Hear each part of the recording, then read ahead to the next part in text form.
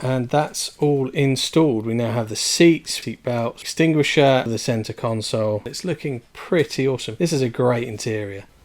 Hi everyone, welcome back to the channel. My name's Mike. This is Build and Tinker, and we're still plodding through the Batmobile, racing towards the end of this build. And in the last video we put the floor together, and then I did a video where we added some Mike Lane carpets for a little bit of an authentic feel.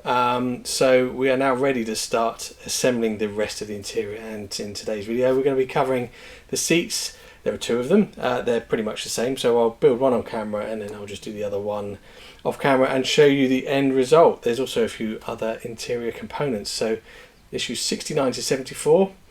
Let's get building.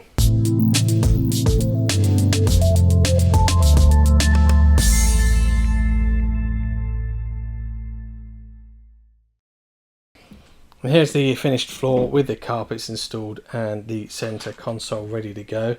The only thing not installed is the Batphone base, because we need to drill a hole in that for the Mike Lane Batphone that's coming soon when we put the Bat circuit in. And here in issue 69 we're going to do a little bit more assembly of the rear part of the center console and assemble the fire extinguisher. So let's have a look at what parts we have. So we've got, I'm going to tip all of these out and see what we've got. We've got two halves of a fire extinguisher and a valve, not valve, a sort of pressure gauge to go on it, some screws, another chrome piece, not sure what that's for, and a lens for the interior light.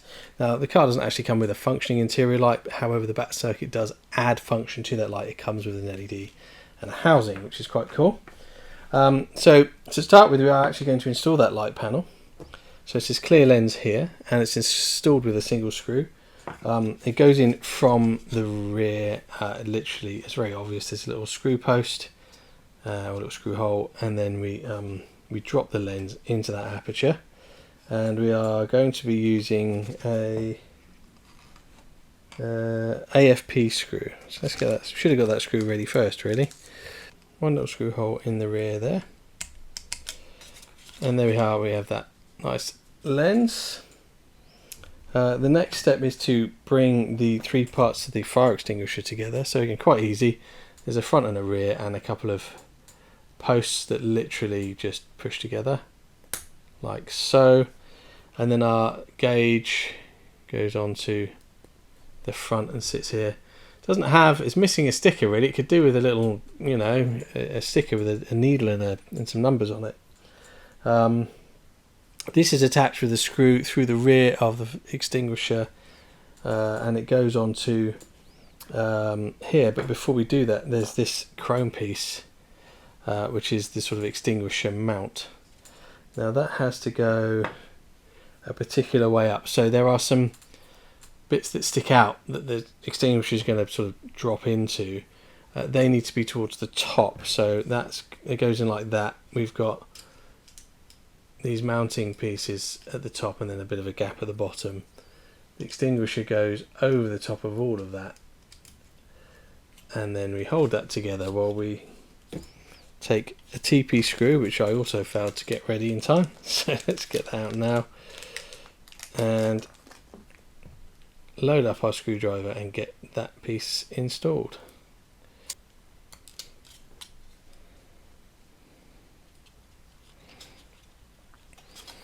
And there's this center console with the interior lamp and the extinguisher screwed into place. Now we have to bring all of that together, and that includes attaching this to the rear of center console. So there's two screw mounting posts in the bottom of this piece, so it's kind of obvious where it sits. We've got carpets in, so there's a little bit of material now that's sort of padding it out, but I'm reliably informed that the screws will still fit. So they are AP screws. Let's get a couple of those into their respective holes.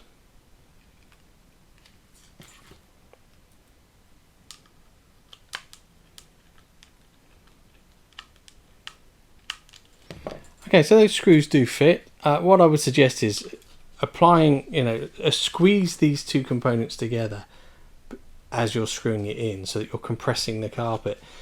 You're screwing into plastic, so you don't want to rely on the screw to pull it in. You want to be doing that yourself. Squeeze it in, and then the screw can just go in nicely and not strip the thread. But that's gone in well, and that is now attached. Well, actually, it wants us now to just place this assembly onto the interior floor. Now we just need to make sure we don't catch our seat belts in anything, and that should just sit in the middle. Again, there's carpet there, so there we go. Don't push too hard on the end, it's a bit flexible. Okay, and now we can screw it in from underneath, again with AP screws. So we'll make sure our holes are properly lined up first.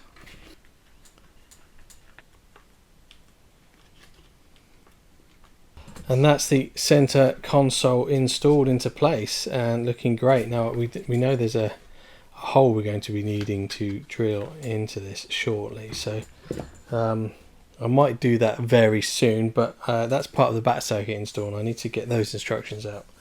But for this issue here, the only final piece we have to do is take these chromed ends for the seat belts. They have a little stud in them, and that needs to be pushed into a hole at the back of the floor here, and the same on this side. And there we have it. Now you could glue those if you wanted to, which I might do, because I feel like they're not going to stay put very well. But it's not like you're constantly moving the seat belts. And that's issue 69 completed. So with issue 70 we get the other half of the seat belt, and that pushes into the hole on the opposite side of the floor. And needs a firm push to get it in, especially as we're now going through some carpet as well. And I'm thinking I might actually pop some glue on these. We get the seat inner and two pieces of foam, but they don't ask us to do any assembly, so we'll just move straight on to issue 71. So we're now on issue 71, and we've got the parts from 70 and 71, and that includes a seat base, which is plastic, this rather nice chromed plastic surround, the rubberized seat cover, and two pieces of foam. And the instructions ask for us to initially fit the frame to the rubberized top.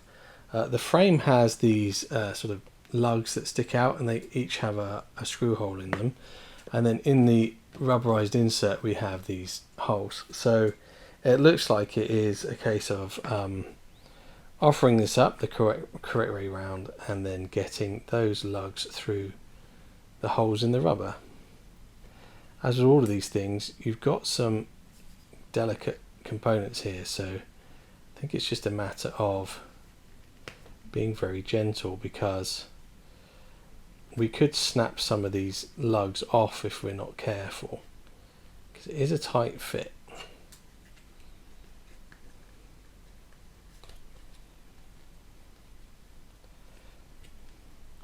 So we've got the first two in the bottom there, and this top one on the opposite side looks like it wants to go in. Just needs a bit of persuading. And then we're going to get the other top one in.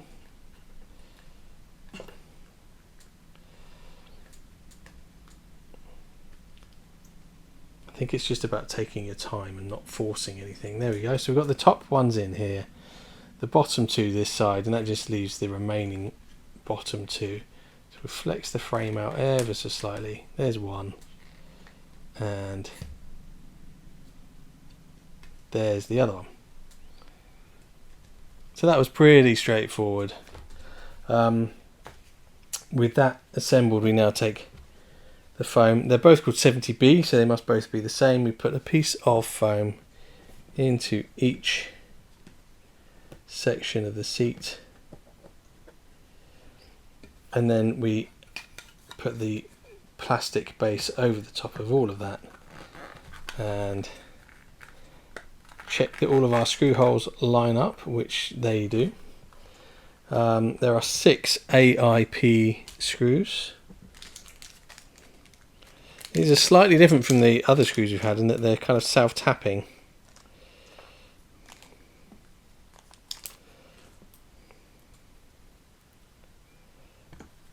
And there's 4 on the base and 2 on the top. And just make sure your holes are lined up before you put anything in. Sometimes you've got to just squeeze the sides a little to line the holes from the chrome frame up with the holes in the base.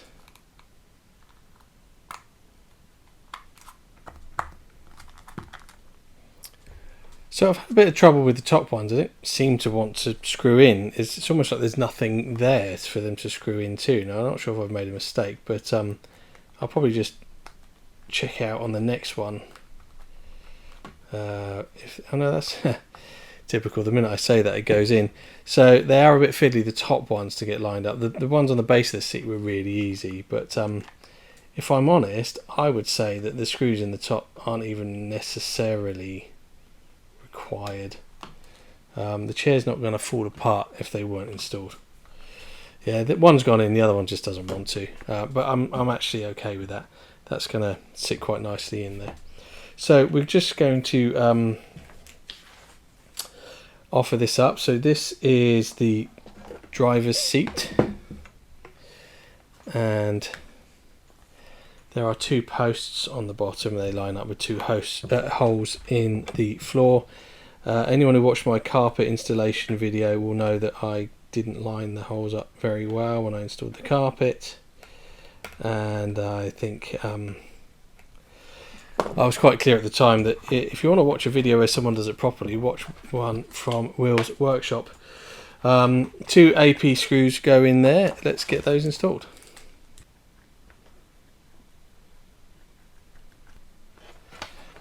And there's our first seat installed, and doesn't it look great? I think these are really nice seats with the chrome frame and the sort of red piping. I think they've done a great job of replicating the Batmobile seats. Get some of the dust out of it. There we go. So we'll crack on and I'll get the second one built. And with the second seat installed, we have our near complete interior floor. And of course, as I mentioned before in my back carpet video, we've got to have mats. Batman was very, very keen on cleanliness, and so he would not want the interior of the Batmobile to have footprints on it. So we're going to take our Robin Batmat, place it here on the passenger side, and just lay it like that. And then we'll do the same with Batman's one.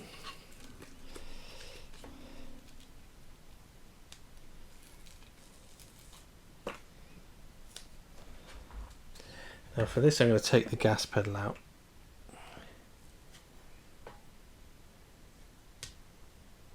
Now there is a hole there for a steering column, so I need it to be slightly below that. And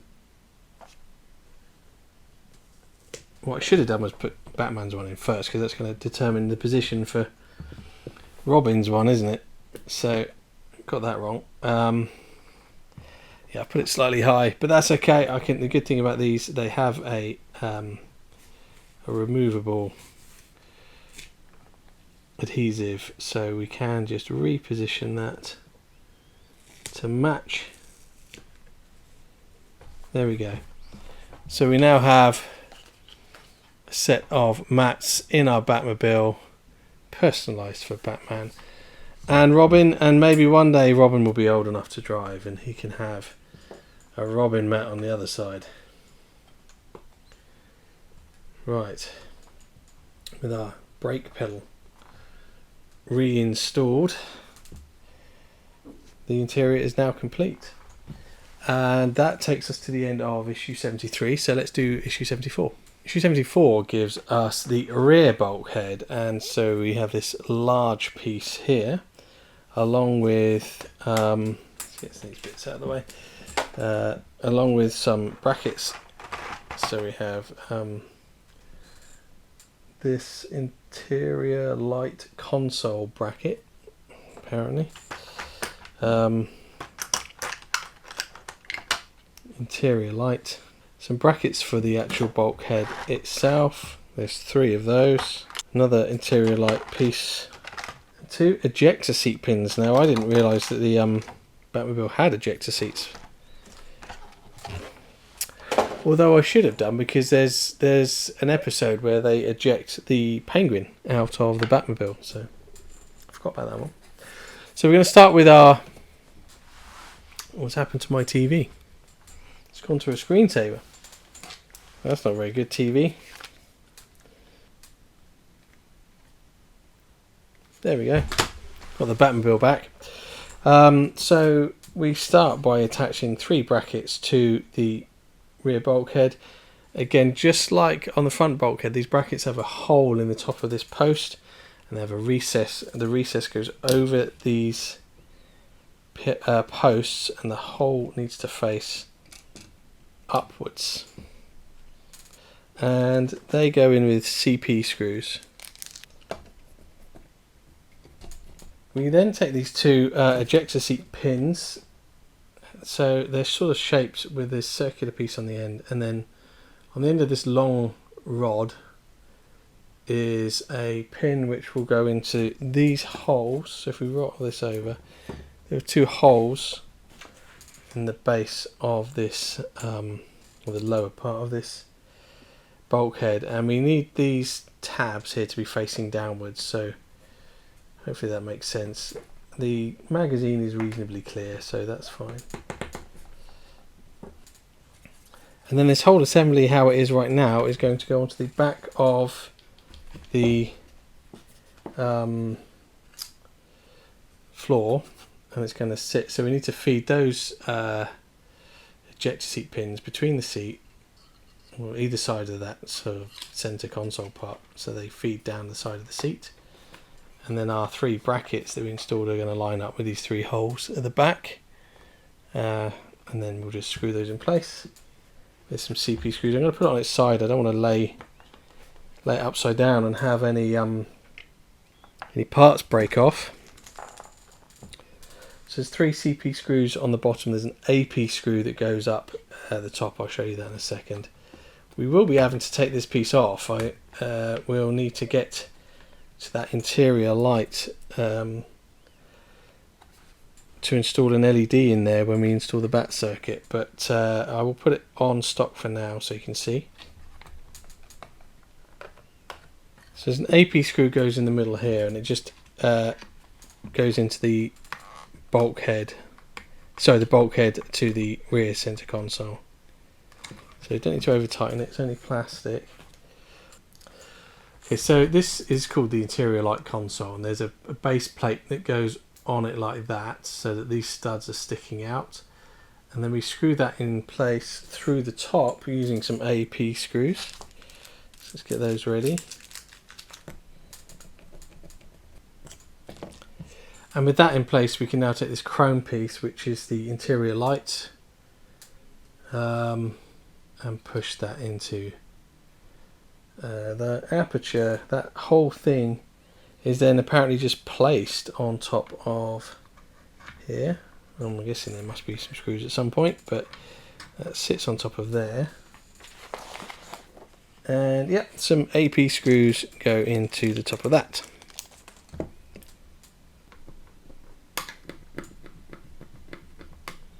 And that's all installed. We now have the seats, we have our seat belts, we've got the extinguisher, and all of the center console are Mike Lane carpets and bat mats, and all the pedals installed, and it's looking pretty awesome. This is a great interior, this is a major part to really start bringing the car together. So I think that looks amazing. So that's the end of issue 74. Yeah, and the end of this video. Really thank you for watching. If you've got this far, please do click the subscribe button. The vast majority of my viewers are not subscribed, and it's completely free, and it really helps me out if you click that button. So I hope you enjoyed the video. I know I did, and we are getting tantalizingly close to starting to see this look like a Batmobile, so I'm really looking forward to the next part of the build phase. So have a great weekend or week or whatever day it is that you're watching this, and I look forward to seeing you again. Take care.